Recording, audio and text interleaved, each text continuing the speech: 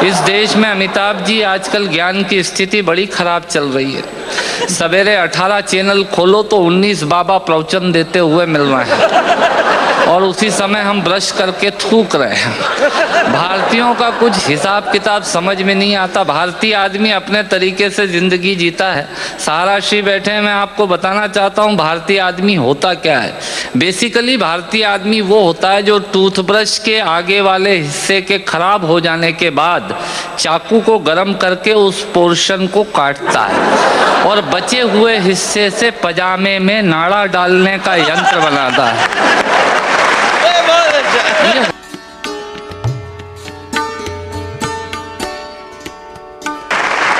अपने खास अंदाज के लिए प्रसिद्ध हैं। अमेरिका की यात्रा करके आए हैं, चाल वहां भी ऐसी ही थी।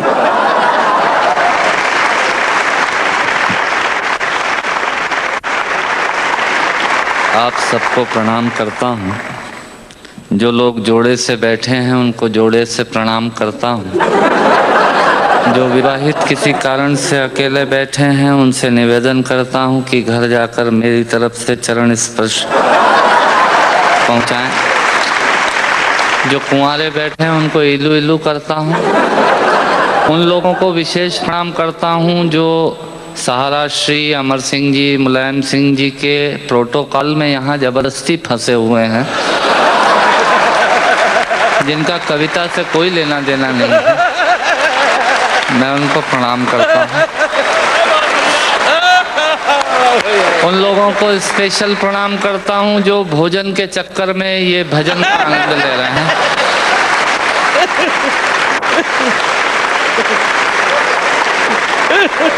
हंसना सिर्फ आदमी के नसीब में है।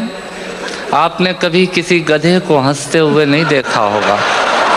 यदि देख लें तो समझ लीजिएगा ये आदमी होने की तैयारी में है। और किसी आदमी को गुमसुम उदास बैठा देख लें तो समझ लीजिएगा कि ये वो होने की तैयारी में है।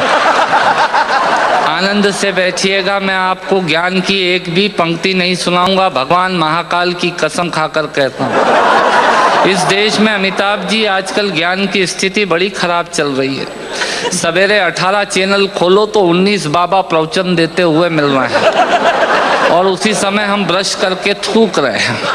भारतीयों का कुछ हिसाब किताब समझ में नहीं आता। भारतीय आदमी अपने तरीके से जिंदगी जीता है। सहारा श्री बैठे हैं, मैं आपको बताना चाहता हूँ भारतीय आदमी होता क्या है। बेसिकली भारतीय आदमी वो होता है जो टूथब्रश के आगे वाले हिस्से के खराब हो जाने के बाद चाकू को गर्म करके उस पोर्शन को काटता है और बचे हुए हिस्से से पजामे में नाड़ा डालने का यंत्र बनाता है। ये होता है भारतीय आदमी। इधर से तालियां कम बज रही हैं, इधर का मामला ठीक है। मुझे याद है भारतीय आदमी हीथ्रो एयरपोर्ट पे, लंदन में हीथ्रो पे एयरपोर्ट पे मशीनें लगी हुई हैं पॉलिश करने की जूतों पे। एक पैर डालो पॉलिश हो जाती है, दूसरा पैर डालो पॉलिश होने के बाद वो पैर पकड़ लेती है। फिर उसमें 50 सेंट्स डालिए तो वो पैर छोड़ती है। भारतीय पहुंचा एक, उसने एक पैर एक मशीन में पॉलिश हो गई, दूसरा पैर दूसरी मशीन में फंसा दिया। मुलायम सिंह जी, मरण तो उस आदमी का हुआ जो अंग्रेज आया। उसने जैसे ही पहला पैर फंसाया मशीन ने पैर पकड़ लिया, उसकी काउंटिंग में तो 2 हो गए। भारतीय आदमी ये होता है।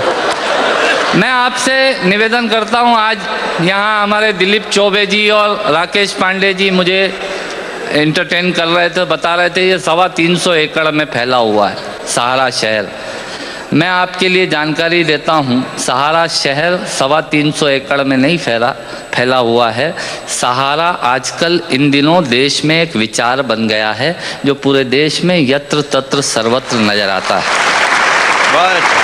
हथौड़े ने चाबी से पूछा, सुन चाबी, लोहा तो तेरे पास कम है, ताकत तेरे पास कम है, पर तू ताले को इतनी सरलता से कैसे खोल लेती है और मुझे खोलने में बहुत ताकत लगती है। तब चाबी ने हथौड़े को जवाब दिया कि सुन हथौड़े, लोहा और ताकत तेरे पास ज़्यादा है, पर तू ताले की ऊपरी सतह को छूता है और मैं ताले के अंतर मन तक जाती हूँ और उससे निवेदन करती हूँ और वो खुल जाया करता है। स्वर्गीय हरिवंश राय बच्चन जी ने लोगों के दिलों में उतरने का प्रयास किया, इसलिए वो 100 वर्ष बाद भी आज भी हमारे अंतस में हैं। लोग दिमाग पर छाते हैं, उन्होंने दिल में पहुंचने की कोशिश की। मैं उनकी स्मृति को प्रणाम करता हूं और एक छोटी सी हास्य व्यंग की कविता से अपनी बात समाप्त करता हूं। जब मैं कहूं मजा ही कुछ और है, आप ताली बजा दीजिएगा। ये इनका तकिया कलाम होता है। जिनके आखिरी उंगली के नाखून का भी ऑपरेशन नहीं हुआ, वो आपको बाईपास कराने के लिए हॉस्पिटल का सजेशन देने आ जाएंगे। ये होते हैं रायचंद। सुनिएगा, आनंद लीजिएगा और ऑब्जर्वेशन देखिएगा। दांतों से नाखून काटने का, छोटों को जबरदस्ती डांटने का, पैसे वालों को गाली बकने का, मूंगफली के ठेले से मूंगफली चखने का, कुर्सी पे बैठ के कान में पेन डालने का और रोडवेज की बस की सीट में से स्पंज निकालने का। मजा ही कुछ और है, मजा ही कुछ और है। एक ही खूंटी पे ढेर सारे कपड़े टांगने का साइकोलॉजी है। एक ही खूंटी पे ढेर सारे कपड़े टांगने का, नए साल पे दुकानदार से कैलेंडर मांगने का, ये एक शौक होता है। क्यों सेठ जी, इस बार कैलेंडर वैलेंडर नहीं आए क्या? मैंने कहा तेरे घर में जगह तो है नहीं टांगने की, क्या भाभी की चोटी पे टांगेगा कैलेंडर?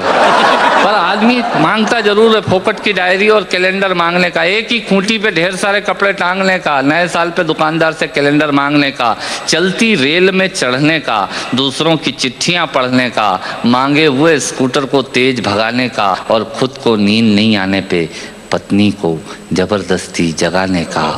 मजा ही कुछ और है, मजा ही कुछ और है। चोरी से फल फूल तोड़ने का, खराब ट्यूबलाइट और मटकों को फोड़ने का, पड़ोसन को घूर घूर के देखने का। भैया ऐसे खुश हो रहे हैं जैसे उनका चरित्र चित्रण हो रहा है।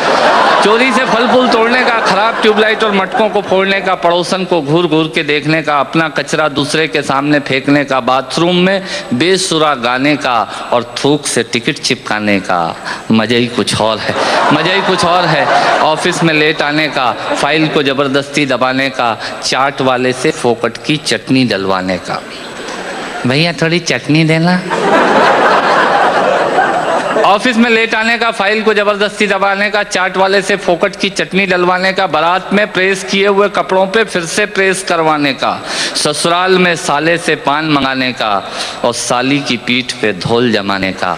मजा ही कुछ और है, मजा ही कुछ और है। ब्याज के माल से मलाई खाने का, 3rd क्लास ससुराल को 1st क्लास बताने का। ससुराल किसी की बुरी नहीं होती और साला तो विवेकानंद जी से कम बुद्धिमान किसी का होता ही नहीं है। और ब्याज के माल से मलाई खाने का, 3rd क्लास ससुराल को 1st क्लास बताने का, पंगत में बैठ के एक ही सब्जी के लिए 2 दोने लगाने का, आरती में सबसे ज्यादा फटा हुआ नोट चढ़ाने का, दूसरे के टेलीफोन से चिपकने का, गुटके और पान इधर उधर पिचकने का, कमजोर से बेमतलब लड़ने का और पत्नी को रोज रोज परेशान करने का। मजा ही कुछ और है। मित्रों, श्रोताओं को भी कविता सुनाने का मजा ही कुछ और होता है, पर मन मेरा उस वक्त रोता है जब मजे के लिए शब्द अपने अर्थ खो जाते हैं और कुछ श्रोता तो बैठे बैठे ही सो जाते हैं, और कुछ श्रोता तो बैठे बैठे ही सो जाते हैं। यदि आप जीवित और जागृत हैं तो प्रमाण बताइए। कविता खत्म करता हूँ, तालियां बजाइए। ये मैंने एक प्रयोग की कविता सुनाई। मैंने पिता पर कुछ पंक्तियाँ लिखी। अमिताभ जी, ये हरिवंश राय बच्चन जी की स्मृति में कार्यक्रम है, इसलिए मैं कुछ पंक्तियां पिता पर पढ़ना चाहता हूं, सुनिएगा। माँ पर और पिता पर कुछ पंक्तियां आपके बीच निवेदित करता हूं। आप यहाँ जितने लोग बैठे हैं, मुझे नहीं मालूम कि किनकी माँ जीवित हैं और किन्होंने माँ को खो दिया, पर मेरा व्यक्तिगत मत ये है कि जिनकी माँ जीवित हैं, जिनके पिता जीवित हैं, वो दुनिया के सबसे संपन्न लोग हैं, वो दुनिया के सबसे अमीर लोग हैं, वो दुनिया के सबसे धनाढ्य लोग हैं। 1 मिनट की बचपन में लौटिएगा, याद कीजिएगा जब हम बहुत छोटे थे, माँ की गोद में थे, माँ का स्तनपान करते थे, तब माँ का एक स्तन मुंह में लेकर हमने उस माँ को दूसरे स्तन पर अपने छोटे छोटे पैरों से न जाने कितनी बार मारा, पर उस माँ ने हमें दूध पिलाना बंद नहीं किया। मित्रों, लात खाकर भोजन देने की शक्ति उस परमपिता परमेश्वर ने दुनिया में यदि किसी को दी है, वो सिर्फ माँ को दी है। माँ के अलावा ताकत किसी के पास नहीं है। मैं उस माँ की वंदना में कविता पढ़ता हूँ। याद कीजिएगा उन दिनों में जब हम चौके में रसोई में बैठकर खाना खाया करते थे और माँ खाना बनाती थी। उस वक्त थाली पर बैठकर हमने जब भी इधर उधर देखा वो माँ समझ गई और उसने नमक का डब्बा हमारी तरफ सरका दिया। हमारे बिना बोले को समझने वाली वो माँ, जब हम उसे खो देते हैं वो माँ हमें बहुत याद आती है। वो माँ जो हमारे परीक्षा देते जाते वक्त दही की कटोरी लेकर शगुन बनकर आकर खड़ी हो जाती थी, उसे हम खो देते हैं। वो माँ हमें बहुत याद आती है। रमेश सोज की 4 पंक्तियाँ माननीय नेताजी यहाँ बैठे हैं, मैं पढ़ता हूँ, मुझे अच्छी लगती है कि बहुत रोते हैं लेकिन दामन हमारा नम नहीं होता, इन आँखों के बरसने का कोई मौसम नहीं होता, मैं अपने दुश्मनों के बीच भी महफूज रहता हूँ, मेरी माँ की दुआओं का खजाना कम नहीं। स्वामीनाथ पांडे की 3 पंक्तियां सुनाता हूँ। स्वामीनाथ पांडे ने 3 पंक्तियों का उपन्यास लिखा। अमिताभ जी बैठे हैं, जया जी बैठी हैं। 3 पंक्तियों में पूरा उपन्यास लिख दिया। उसने लिखा, एक विधवा माँ थी, उसके 2 बेटे थे। एक बेटा नीचे वाले माले पर रहता था, दूसरा बेटा ऊपर वाले माले पर रहता था। विधवा माँ 15 दिन एक बेटे के यहाँ खाना खाती थी, विधवा माँ 15 दिन दूसरे बेटे के यहाँ खाना खाती थी। पर ये उस विधवा माँ का दुर्भाग्य था कि साल में जो महीने 31 दिनों के होते थे, उस एक दिन उस विधवा माँ को उपवास रखना पड़ता था। 9 महीने पेट में रखने वाली माँ जब एक जवान बेटे को एक दिन भारी लगने लगी, तब इस नालायक हास्य व्यंग के कवि ने कुछ पंक्तियाँ माँ के लिए लिखी। सुनिएगा, यात्रा कीजिएगा मेरे साथ। माँ संवेदना है, भावना है, एहसास है। माँ संवेदना है, भावना है, एहसास है। माँ जीवन के फूलों में खुशबू का वास है। माँ रोते हुए बच्चे का खुशनुमा पलना है। माँ मरुथल में नदी या मीठा सा झरना है। माँ मरुथल में नदी या मीठा सा झरना है। माँ लोरी है, गीत है, प्यारी सी थाप है। माँ पूजा की थाली है, मंत्रों का जाप है। माँ आँखों का सिसकता हुआ किनारा है।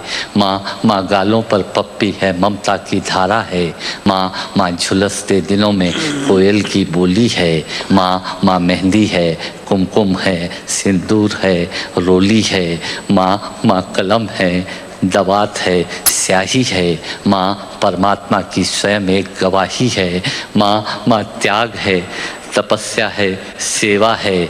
माँ फूंक से ठंडा किया हुआ कलेवा है। माँ अनुष्ठान है, साधना है, जीवन का हवन है। माँ जिंदगी के मोहल्ले में आत्मा का भवन है। माँ चूड़ी वाले हाथों के मजबूत कंधों का नाम है। माँ काशी है, काबा है और चारों धाम है। माँ चिंता है, याद है, हिचकी है। माँ बच्चे की चोट पर सिसकी है। माँ चूल्हा, धुआं, रोटी और हाथों का छाला है। माँ जिंदगी की कड़वाहट में अमृत का प्याला है।